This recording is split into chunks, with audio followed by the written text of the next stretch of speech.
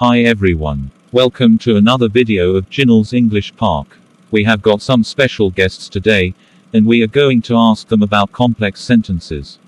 You know, people have been asking me to do a video on complex sentences. So I thought of asking some of my friends what they can say about it. Okay, if you like this video, share it and subscribe. Those who have queries are most welcome in the comment section below. So, let's begin straight away. All that I know about complex sentences is that they have more than one part in them. They call it clauses. I don't know much about clauses. I can just tell you that clauses are parts of a sentence with separate subjects and predicates. I have heard that some of them are main clauses and some are subordinate clauses. If you want to know more about it, you should ask Miss Tina about it. I shouldn't tell you anything I am not sure about, you see. So, come on. Ask Miss Tina. Clauses? Oh, my God. Did he say that again? Well, I can tell you one thing.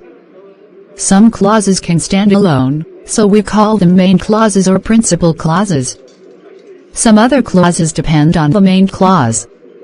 Such clauses that cannot stand alone are called subordinate clauses. For example, if you say Ben was absent because he was sick, what is the main clause? Of course, Ben was absent. The other part of the sentence, that is, because he was sick, is the subordinate clause. You see, that part cannot stand alone. And one more thing. There are three kinds of subordinate clauses, as noun clauses, adjective clauses and adverb clauses. I am sorry, I can't tell you more about them. Perhaps Nathan will be able to help. Why don't you? I am absolutely free. You know, whatever your friends have already told you. It's all correct. I suggest you should study more about subordinating conjunctions now. Because, when you use them, you actually make complex sentences. I mean conjunctions such as because, if, as, unless, etc.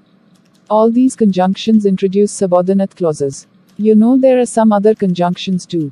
For example, coordinating conjunctions such as for, and, but, or, so, etc. They are used to join main clauses. So, you should just learn how to use conjunctions, and your job is done. Well, from all these inputs, we can draw some conclusions. Firstly, a complex sentence has two or more parts with their own subjects and predicates. Such meaningful parts of a sentence are called clauses. Let us see some examples. Example number 1. Sridhar never eats meat as he is a Brahmin. Let us divide this sentence into two parts. So, we get part 1, that is, Sridhar never eats meat. The second part is, as he is a Brahmin. You see, the first part makes its own complete sense and can stand alone as a separate sentence. It is the main clause here. Now, look at the second part. As he is a Brahmin. You see, this part depends on the first part to complete its meaning. So, it cannot stand alone. Of course, it has its own subject, that is he, and its own predicate, that is a Brahmin. But, it cannot stand alone. So, it's a clause but not a main clause. It is a subordinate clause. Now, we can conclude that this sentence has only one main clause and one subordinate clause. This is what we call a complex sentence. Thus, it can be said that a complex sentence is a sentence with only one main clause and one or more subordinate clauses. Remember that there should be only one main clause. There may be more than one subordinate clause. There must be minimum one subordinate clause. It doesn't make any difference if you have more of them. But, there must be only one main clause. If you have two or more main clauses in a sentence, it is not a complex sentence then. It is called a compound sentence. That's the difference. Let's see one more example to make it clear. Now, look at this sentence. Venkat worked hard, but Arati won the prize. Here too, you can divide the sentence into two parts. The first part is, Venkat worked hard. Undoubtedly, it is a main clause as it can stand alone. The second part too can stand alone here. You see, Arati won the prize. This sentence has two main clauses. To join these two main clauses, we have a coordinating conjunction, that is, but. So, this is a compound sentence. It is not a complex sentence. I hope you now understand the difference. A complex sentence should have only one main clause with minimum one subordinate clause. On the other hand, a compound sentence should have minimum two main clauses.